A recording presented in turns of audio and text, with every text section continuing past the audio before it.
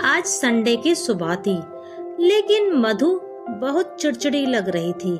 मधु ने खिचड़ी बनाकर अपने सास ससुर को दी और कपड़े सुखाने के लिए छत पर जा ही रही थी कि आशीष से सामना हो गया।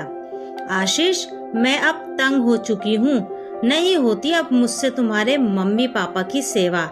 आखिर मेरी भी तो कोई लाइफ है, ना कहीं आ जा सकती हूँ, ना अपने लिए थोड़ा समय मिल पाता है। सारा दिन काम काम काम। मधु अपने पति आशीष से आज झगड़ने के मूड में थी।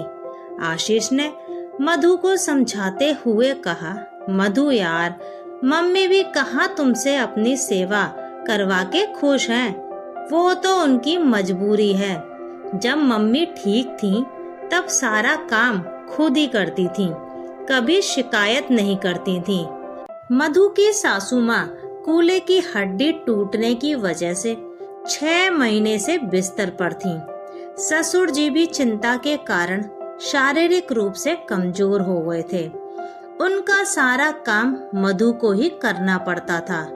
हाँ, तुम्हें कुछ करना नहीं पड़ता ना, इसलिए तुम ऐसा कहते हो। मेरी जगह अगर तुम होते ना तब तुम्हें पता चलता। कहते हुए वो छत पर जाने लगी।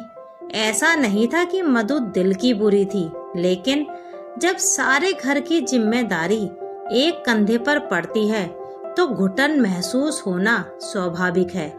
मधु ने छत पर जाने वाली सबसे ऊपर वाली सीढ़ी पर पैर रखा ही था कि उसका पैर फिसल गया।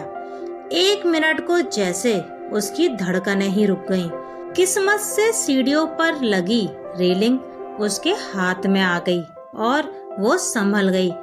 उसके मन में बस एक ही विचार आया, हे भगवान, अगर मैं गिर जाती तो जहाँ आज सासू माँ है वहाँ मैं होती।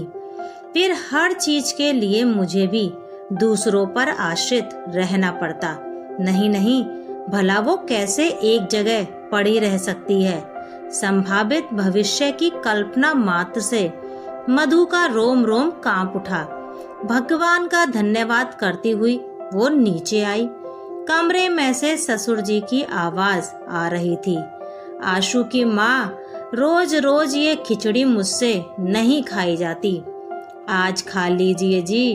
अकेली बहू बेचारी क्या क्या करेगी। 6 महीने से मैं तो बिस्तर पर पड़ी हूँ। इतना तो कर रही है वो, हम उसका हाथ तो बटवा नहीं सकते, तो काम भी क्यों बढ़ाएं। मधु की सासू माँ बोल रही थीं। फिर ससुर जी बोले, ठीक ही कह रही हो तुम आशु की माँ, हमें बहू के बारे में भी सोचना चाहिए, किसी तरह से बुढ़ापा कट जाए बस। मधु आत्मग्लानि से भर उठी। थोड़ी देर बाद वो चीले बनाकर ले आई। पापा जी, आप चीले खा लीजिए। माँ, आपकी भी दवा का टाइम हो गया है, ये लीजिए, दूध पी लीजिए, कहकर वो दवा निकालने लगी। तभी आशीष कमरे में आता है। मधु, मैंने अपने दोस्त से बात की है, कल से एक काम वाली आ जाएगी तुम्हारा हाथ बटवाने।